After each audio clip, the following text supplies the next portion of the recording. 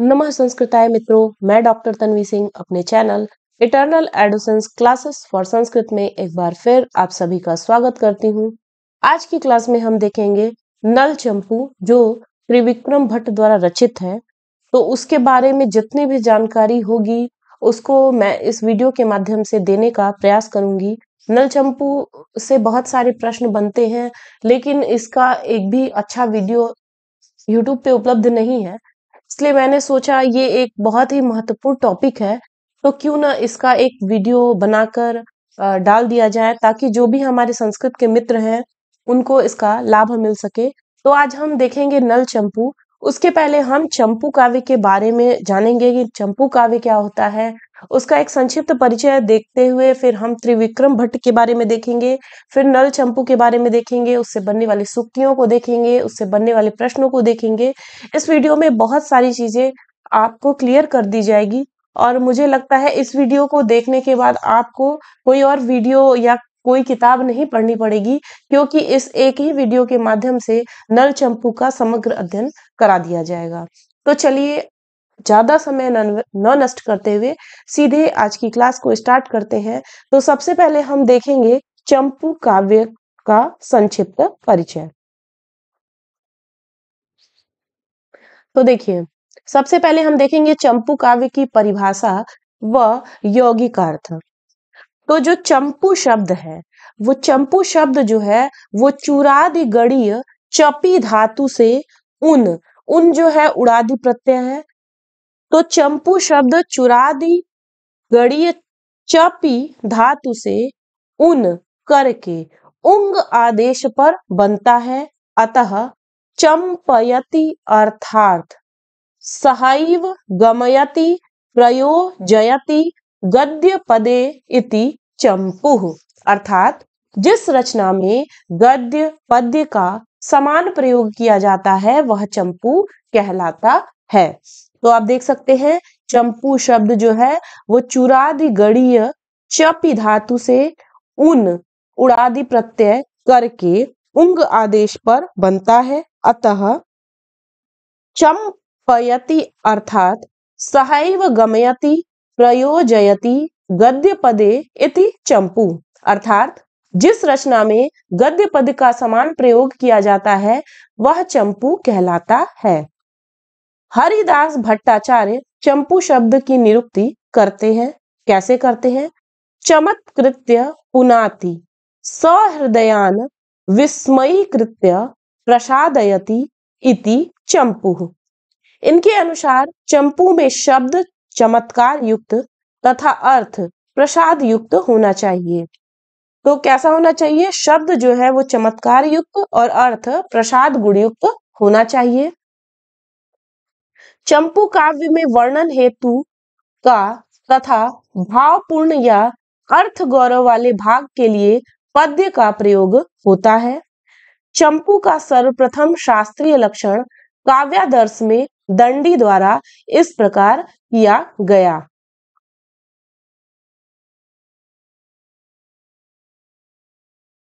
गद्य पद्यमयी गद्य पद्यमयी काच्चि चंपू रित्यभिधीयते। अर्थात आचार्य विश्वनाथ साहित्य दर्पण में उपर्युक्त लक्षण निम्न शब्दों में लिखते हैं।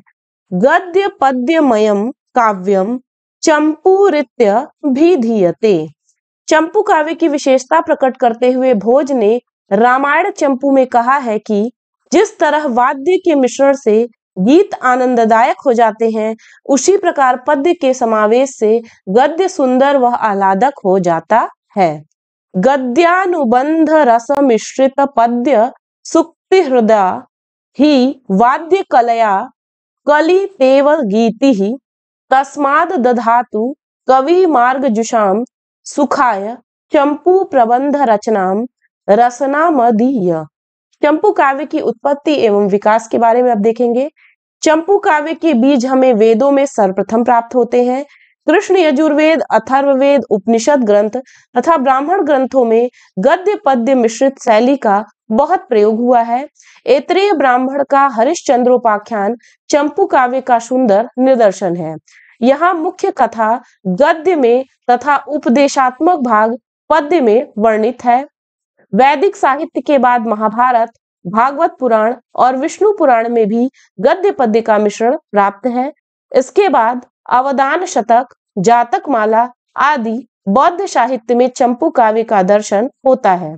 अद्यावधि पर्यंत प्राप्त साहित्य के आधार पर चंपू काव्य का प्रवर्तक नल चंपूकार त्रिविक्रम भट्ट को कहा जा सकता है। 10वीं शताब्दी का नल चंपू ही आज संस्कृत साहित्य प्रथम चंपू काव्य है। तो अब हम सबसे पहले नल चंपू में त्रिविक्रम भट्ट जो इसके प्रवर्तक हैं उनका हम परिचय देखेंगे। तो त्रिविक्रम भट्ट का परिचय देखते हैं।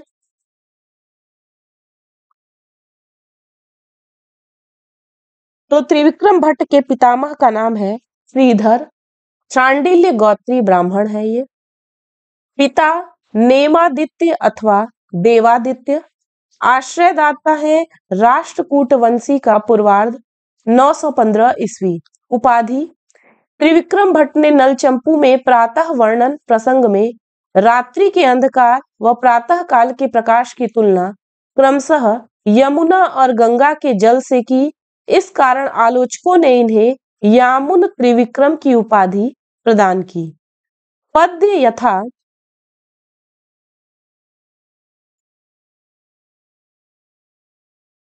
उदयगिरी गतायाम प्राक प्रभा पांडुताया मनुशरति निशिथे श्रृंगमस्ताचलस्य जयति किमपि तेजः साम्प्रतं व्योमध्ये सलिलमेव विभिन्नं जाहवं यामुनं च किंवदंती।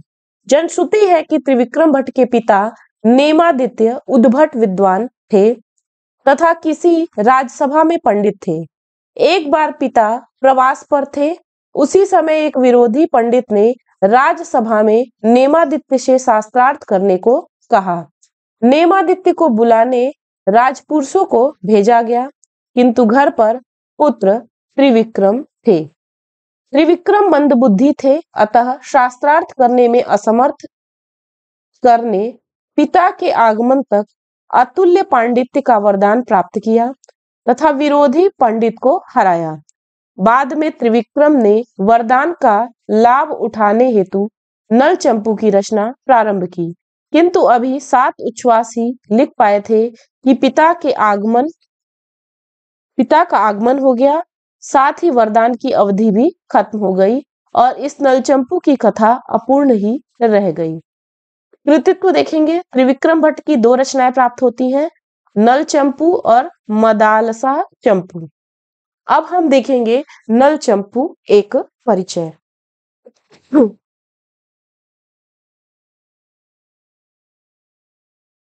तो नल चंपू के बारे में अब हम देखेंगे। तो इसका उपजीव्य जो है वो महाभारत का वन पर्व है। विभाग नल चंपू 7 उच्छ्वासों में विभक्त है। इसका कथानक देख लेते हैं।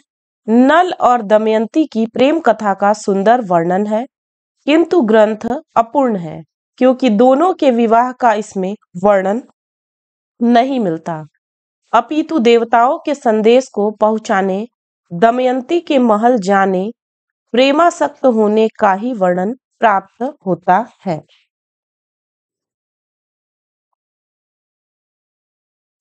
शैली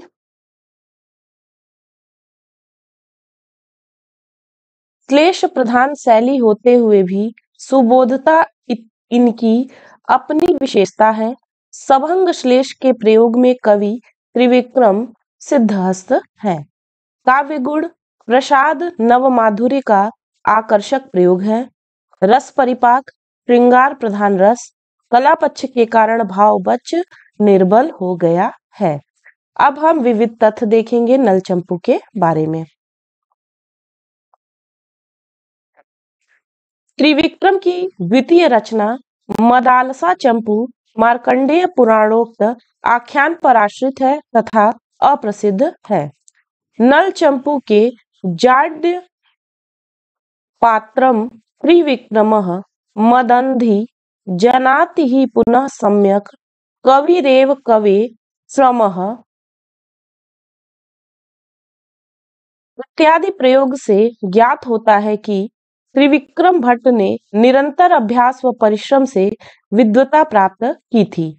नल चंपू के प्रत्येक उच्छ्वास के अंतिम पद्य में हरि चरण सरोजांक पद का प्रयोग किया गया है, अतः इस काव्य को हरि चरण सरोजांक काव्य भी कहा जाता है।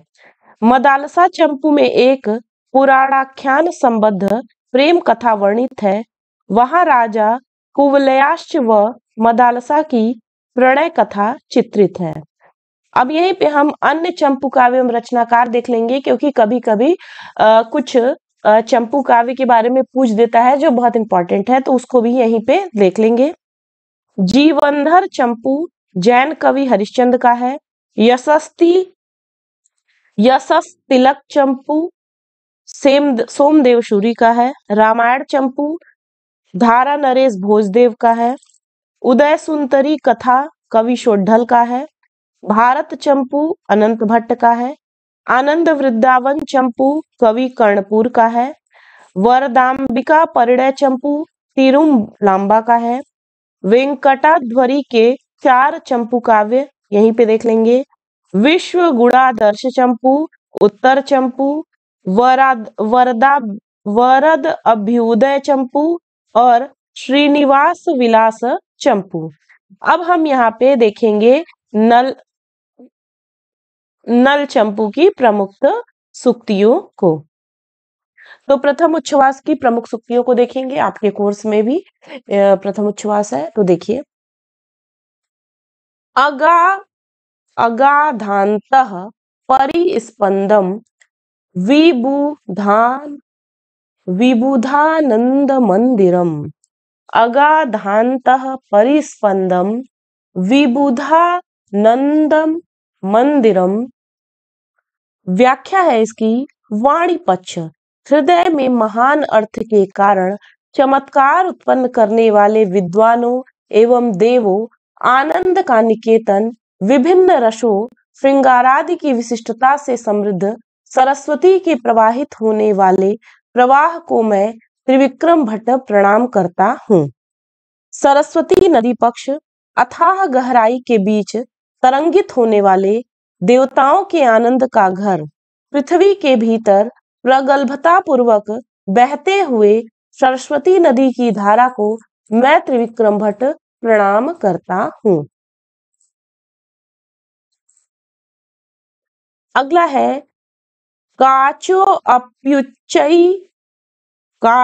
अप्युच्चैर्मणीयते। इसकी व्याख्या। काव्य पक्ष सुभाषित रत्नों की उत्पत्ति स्थान रोहण उन विद्वद वृंद को मैं त्रिविक्रम भट्ट प्रणाम करता हूँ कि जिनके बीच पड़ा हुआ अधम काव्य भी उत्कृष्ट हो जाता है। रत्न पक्ष प्रशंसार्ह रत्नों के आरोहण स्थान विपश्चिद वृंद को मैं त्रिविक्रम भट्ट प्रणाम करता हूँ कि जिनके बीच पड़ा हुआ निम्न कोटि का कांच भी उच्च कोटि की मणि की तरह प्रतीत होता है। अगला है करोति कस्य नाहलादम कथा कांतेव भारती। व्याख्या। महाभारत पक्ष से कुंती पुत्र कर्ण की मृत्यु होने पर, युद्ध में वीरगति को प्राप्त कर लेने पर आश्चर्य के कारण चंचल बने कृष्ण, अर्जुन तथा धृतराष्ट्र आदि जिसमें इधर उधर भ्रमण करते रहे, ऐसी वह कांता के समान महाभारत की कथा किसे आह्लादित नहीं करती, अर्थात सभी के लिए आनंददायिनी होती है। कांता पक्ष कटाक्षादि विलास से चंचल तथा कानों तक फैले हुए नीली कनिकाओं एवं सफेद भाग समन्वित नेत्रों वाली कांता किसे आह्लादित नहीं करती, अर्थात सभी को आह्लादित करती ही है। अगला है सर्वसहा सूरयः। इसकी व्याख्या है, कवि त्रिविक्रम भट्ट कहते हैं कि महाकवियों की काव्य कथा एवं आख्यानों के रस से समसामयिक विद्वानों के कान तथा हृदय दूध से भरे घड़े की तरह हो परिपूर्ण हो चुके हैं। ऐसी स्थिति में वर्णनीय ज्ञान से शून्य बुद्धि वाले हमारे जैसे व्यक्तियों की तुच्छ वाणी कहाँ स्थान पा सकेगी, अथवा निराश होने की आवश्यकता नहीं, क्योंकि विद्वान सब कुछ सहन कर लेते हैं जिससे कि वे समादर करते हैं। अगली सूक्ति है नैको रसः कवे।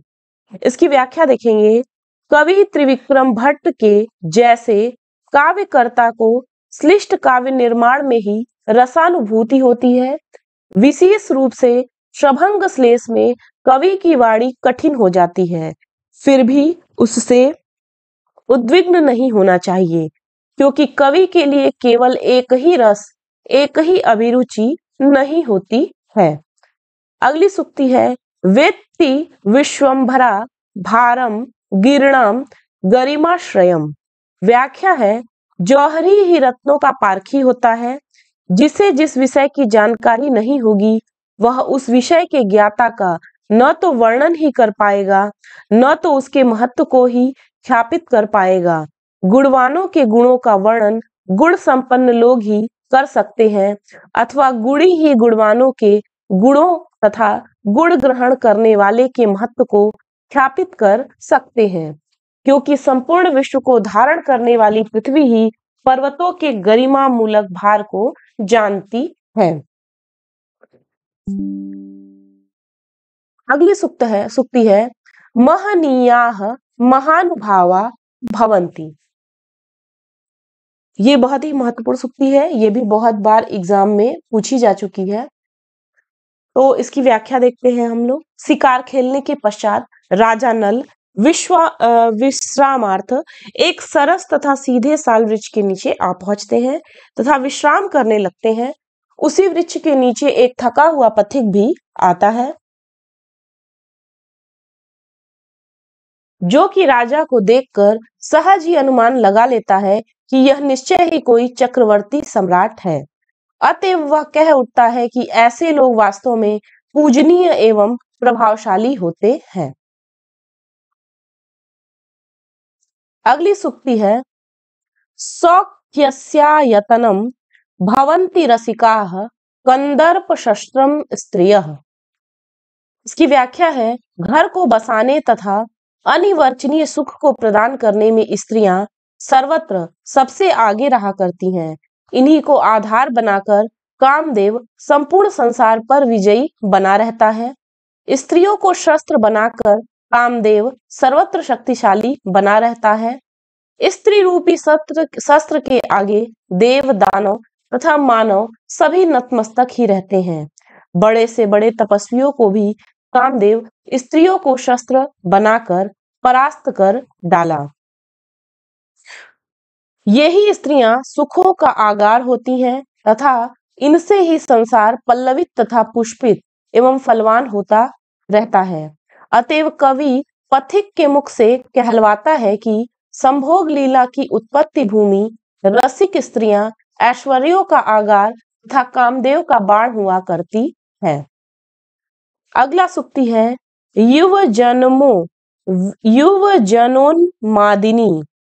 जनोन्मादिनी यौवन श्री। ये एक एक लाइन ऐसे ही दे देगा और पूछ देगा कि ये कहाँ से ली गई है।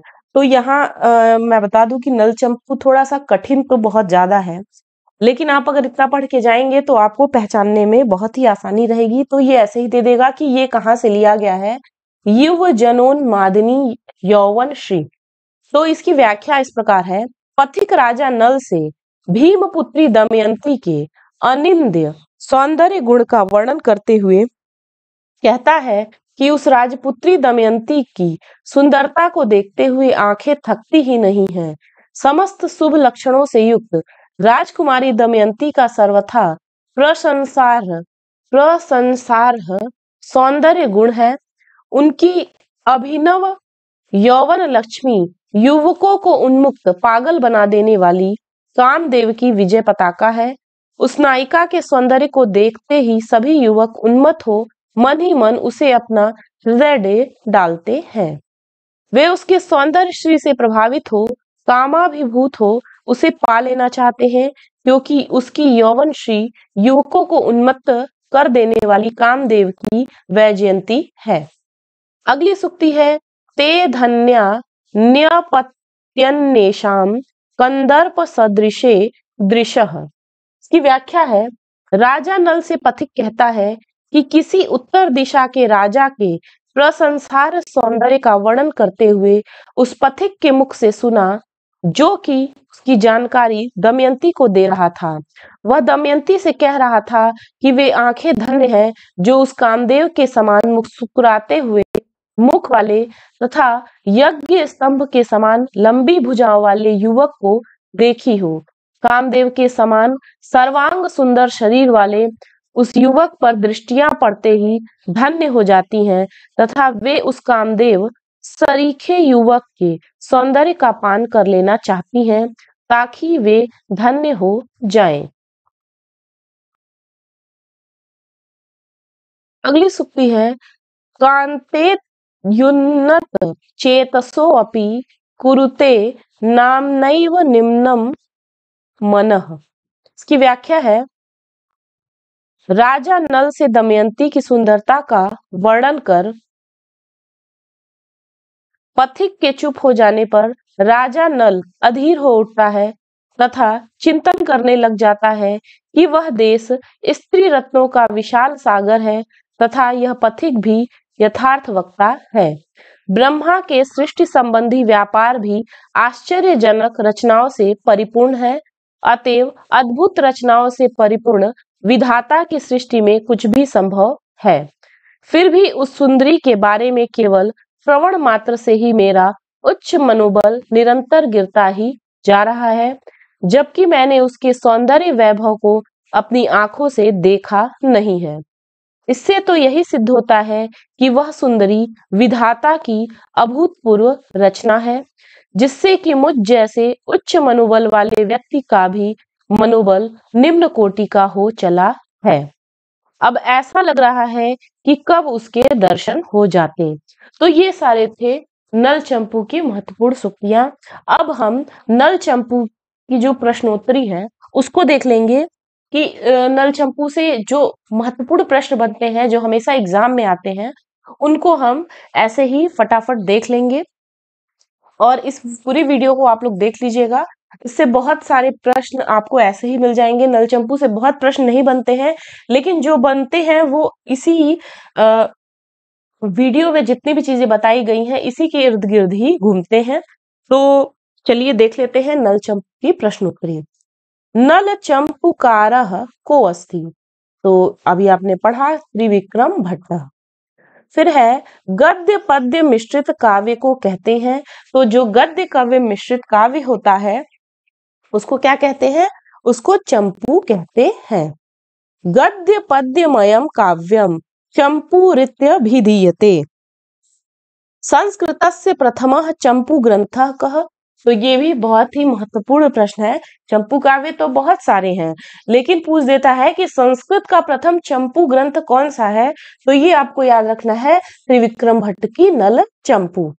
फिर है नल चंपू कथा के नायक हैं नल और नल चंपू कथा की नायिका है दमयंती। तो देखिए, जैसा कि इस ग्रंथ का नाम है नल चंपू, तो अक्सर नायक पूछ देता है तो कोई बड़े आसानी से बता देता है अच्छा नल, नल चंपू है तो नल तो नायक है। लेकिन ये आपको बहुत अच्छे से याद करना है कि दमयंती इसकी नायिका है, इसलिए आपको याद रखना पड़ेगा कि नल चंपू के नायक नल है और नल चंपू की नायिका जो है वो दमयंती है। फिर ये बहुत महत्वपूर्ण प्रश्न है, सभंग श्लेष का सर्वाधिक प्रयोग किस ग्रंथ में हुआ है? ये आप उठा के देख लीजिए, ये प्रश्न बहुत ही बार पूछा गया है, तो ये बहुत ही इंपॉर्टेंट प्रश्न है, इसको अच्छे से याद कर लीजिए। समंग श्लेष का सर्वाधिक प्रयोग जो है वो नल चंपू में हुआ है। फिर है नल चंपू के मंगलाचरण में किस देवता की स्तुति है? तो नल चंपू के मंगलाचरण में शिव पार्वती की स्तुति है। नल चंपू कितने उच्छ्वासों में वर्णित है? तो नल चंपू 7 उच्छ्वासों में वर्णित है। नल चंपू की कथा वस्तु का आधार है वन पर्व। महाभारत के वन पर्व से नल चंपू की कथा को लिया गया है। त्रिविक्रम भट्ट की रचना है मदालसा चंपू। नल चंपू और मदालसा चंपू 2 रचनाएं त्रिविक्रम भट्ट की हैं। राजा नल के महामंत्री का नाम क्या था? तो राजा नल के महामंत्री का नाम श्रुतिशील था। करोति कस्य नाहलादम कथा कांतेव भारती सुक्ति किस ग्रंथ से उद्गृत है? नल चंपू ग्रंथ से। किम कवेस्तेन काव्येन किम कांडेन धनुष्मतः परस्य हृदये लग्नं न घूर्णयति यक्षिरः यह पद्य वाक्य उद्गृत है नल चंपू से। अगला प्रश्न है परस्य हृदये लग्नं न घूर्णयति यक्षिरः पंक्ति ग्रहण की गई है नल चंपू से। फिर है सर्वम सहा सूरयः कस्मात् ग्रंथात् उक्तम। तो ये सब ऐसे ही पूछ देता है, तो आपको ये ध्यान रखना है सर्वम सहा सूरयः कस्मात् ग्रंथात् उक्तम, आंसर है नल चंपू। फिर अगला प्रश्न है दृश्यते न च यत्र स्त्री नवा पीन पयोधरा श्लोकांश किस ग्रंथ से है? तो इसका आंसर है नल चंपू। नल चंपू के आर्यावर्त वर्णनम में मुख्य रूप से किन अलंकारों का प्रयोग हुआ है? तो इसमें श्लेष, उपमा और परिसंख्या अलंकार का प्रयोग हुआ है।